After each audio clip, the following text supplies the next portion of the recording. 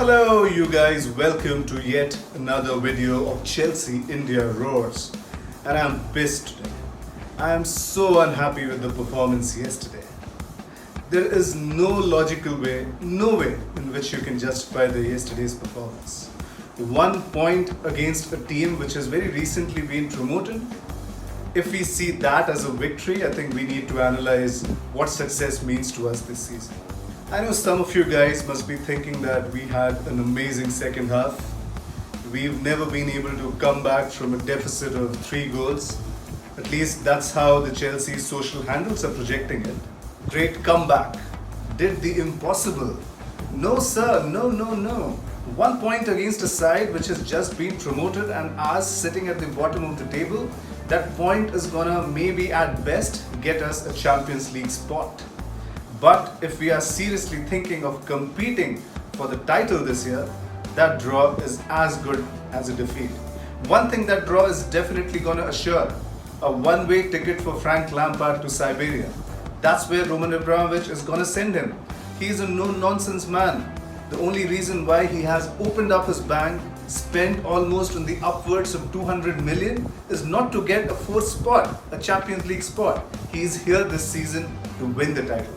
So we absolutely need to reanalyze what our focus is, where we actually want to finish, because this is unacceptable, bloody unacceptable. Unacceptable for the fans, unacceptable for the owner, unacceptable for the clubs, and I'm very sure deep within this result is unacceptable for the players as well as the managers. There was something completely off right from the beginning, right from the onset. The kit itself. I think the Nike designing team should all get a pay cut. In this time of pandemic, when every other team is trying their creative best to come out with a nice kit, what do Nike people do? They kind of have put an Instagram filter to the Crystal Palace jerseys and they have rebranded that as Chelsea third kit. No wonder our performance was such shambles. What do you expect? What do you expect players to wear that hot pink jerseys and come out with a lot of aggression? Pathetic, one of the most horrendous kits that we have had ever. And not just that, the way we lined up our team, there was plenty of things that were off. This is how we started the game. We had Willy Caballero in the goal. We started with Alonso and James as the 2 fullbacks. We paired Christensen, who was coming back from a suspension, along with Thiago Silva as the 2 central defenders. We had Kovacic and Kante as the 2 defensive midfielders acting as pivots. We had Havertz playing at the number 10 role with Mount and Werner as the 2 wingers with Tammy Abraham at the top. Now, my biggest problem with that team is that we were coming off a 6-0 win against Barnsley. Why there was such a desperate need to make so many positional changes? Why couldn't we just stick to things which were already working? Where was Zuma? Zuma had such an incredible game the previous day. Why didn't we just keep Zuma in the central defense? Why do we constantly need to make so many changes? And if you see, like some of the most successful teams, they've all had a very solid defense line that they don't work with too often. The defensive players especially needs some level of playing time to build that rhythm. If we constantly try changing that framework, how are we going to build that rhythm? And I think this is one of the areas of improvement Frank Lampard has had for some time. Right from the time he was managing Derby, I think his side was always leaking a lot of goals. So this is definitely an area of improvement that he should focus on. 1 year at Derby, then last year at Chelsea, and again this year, the amount of goals that we have already conceded is like almost more than the number of goals that we conceded the whole season in Mourinho's first year. And now coming to some of the player performances. Thiago Silva. This was Thiago Silva's very first Premier League debut, so I would want to cut him some slack. It was because of his individual error that we conceded the 2nd goal. But the problem which I saw was that Lampard handed over the captain's armband to Thiago Silva in his very first match. Now I see a problem there. The problem is that Thiago doesn't speak a word of English.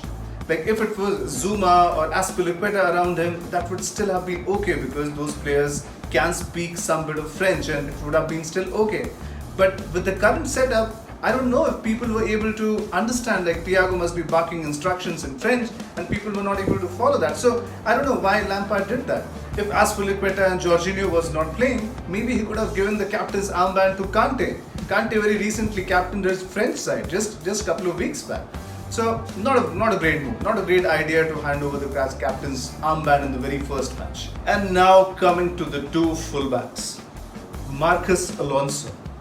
Trust me, if I had a head full of hair, I would have ripped half of it because of Marcos Alonso.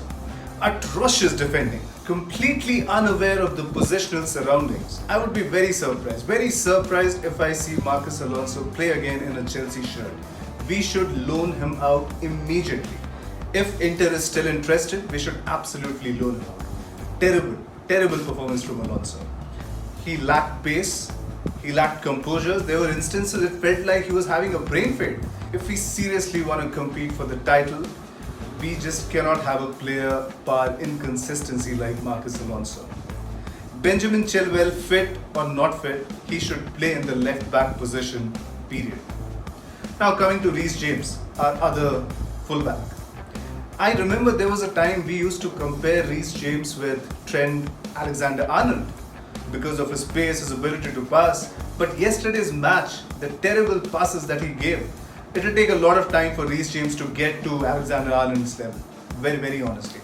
And I don't know why Lampard fails to understand this. Every time we have started with Alonso and Reece James as the two fullbacks, we have always conceded goals. These two guys are really good as two maybe wing backs. They are good at positional plays when we are going forward. But when it comes to matter of defending, they always fall short. Reece James is such a physical player. He barely uses his physicality to manage players or get hold of the ball or be in the ball position or make those crucial intercepts or make those one-on-one plays or do the link-up plays, which he is currently not. Not at all. Couple of more problems with this starting lineup. Callum Hudson-Odoi. I don't know what wrong Callum Hudson-Odoi has done, but he is never picked in the starting 11 of Frank Lampard.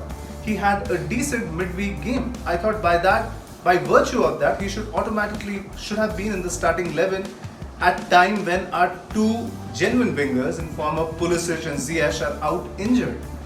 Hudson-Odoi is fit. He's playing well. He's a very creative, gifted player. I don't know why he fails to find his position in Lampard's team.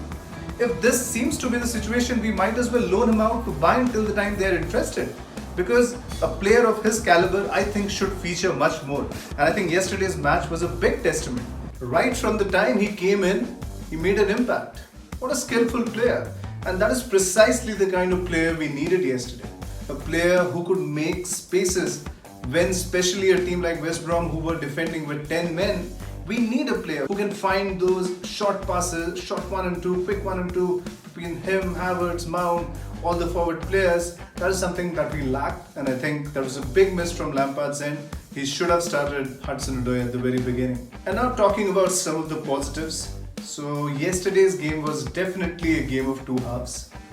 If I have to find some positive in the first half, that would almost be like finding water in desert. However, in the second half, there were a lot of positives, especially the 3 goals, because of which we were able to level. 3 goals coming from Mason Mount, Hudson-Odoi and Tammy Abraham, 3 English boys. And what an irony. In a season when we are trying to do the Galactico rebuild, the goals are coming from the boys who were born, bred and made at Chelsea, which was really good to see.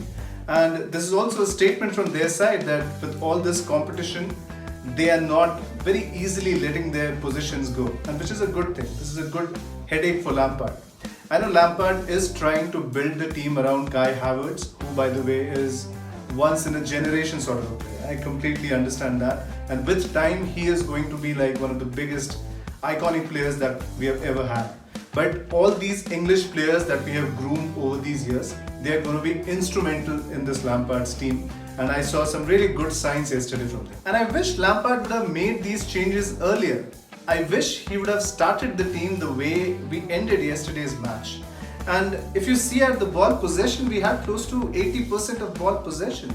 But that doesn't mean anything. West Brom had just 3 chances, 3 attempts at goal. They converted all those 3.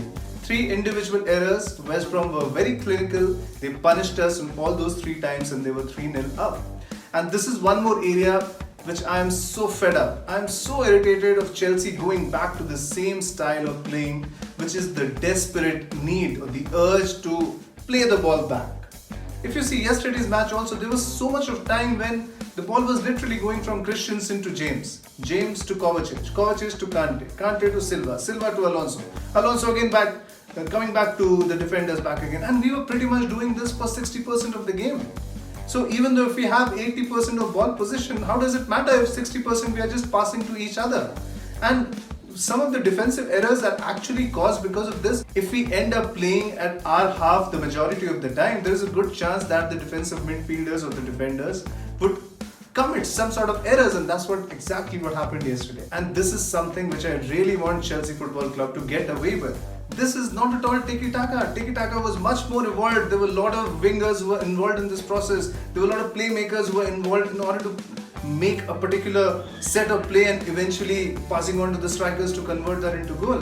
This looks like a tiki-taka among the defenders, when just the defensive midfielders and defenders are like playing the ball, keeping the ball among them.